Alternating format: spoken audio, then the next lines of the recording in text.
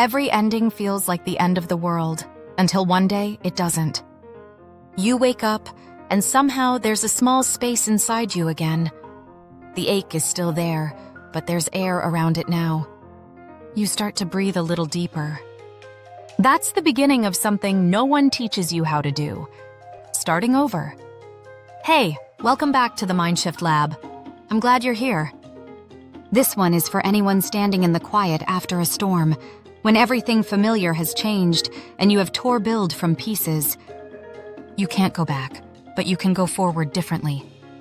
So here are 7 psychology shifts that will help your start, not as who you were, but as who you're becoming.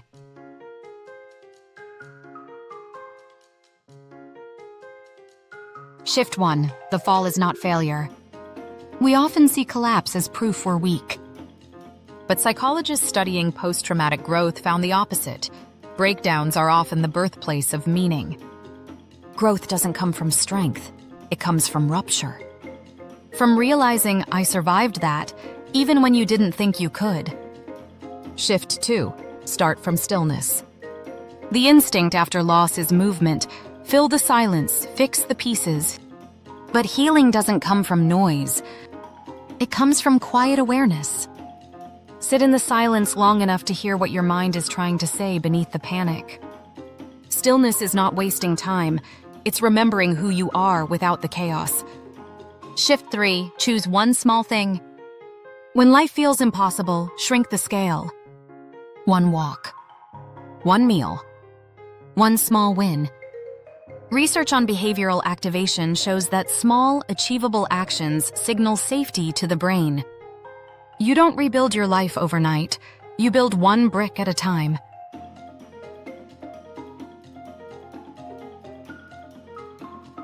Quick pause. Take a breath. Think of one small thing you can do today. Not tomorrow, not next week. Just one act that moves your story forward.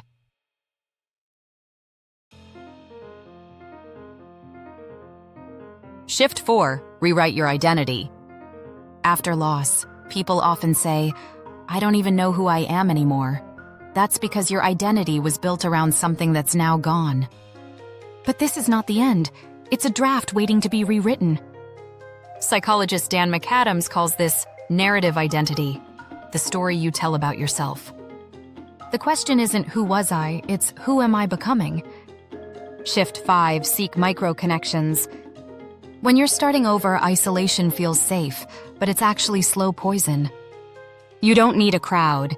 You just need one honest moment with another person. A conversation, a coffee, a shared silence. Human connection resets the nervous system. It tells your brain, we're safe again. Shift 6. Practice gentle ambition. The world glorifies hustling your way out of pain. But resilience built on pressure always cracks again. Gentle ambition means moving forward with patience, striving, but with softness. Not every step has to be a leap. Some days showing up is the win. Shift 7. See beauty in the rebuild. When we rebuild, we want life to look like before. But sometimes the ruins hold more beauty than the old structure. The Japanese have a saying, wabi-sabi, the beauty of things imperfect and incomplete. Your new life won't look the same, but it will be yours, built from truth, not illusion.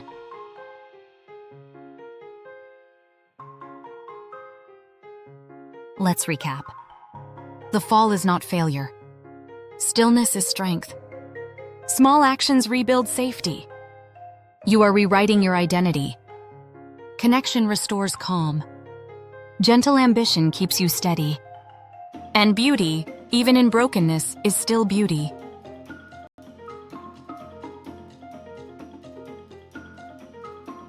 Here's what I want you to remember. Every story worth telling begins again. The heartbreak, the burnout, the loss, they were chapters, not conclusions. Starting over isn't weakness, it's mastery. It's the courage to walk forward without the guarantee of how it ends. So tonight, ask yourself one question. What if this time I don't rebuild the old life? What if I create a better one? If this video finds you in that quiet moment between what ended and what's next, take it as a sign you're already starting over. Subscribe to the mindshiftlab for more psychology tools and stories that remind you every ending is a hidden beginning. And if you need help taking the first step, watch my video on letting go. It's right here. Because you can't start over until you release what's holding you down.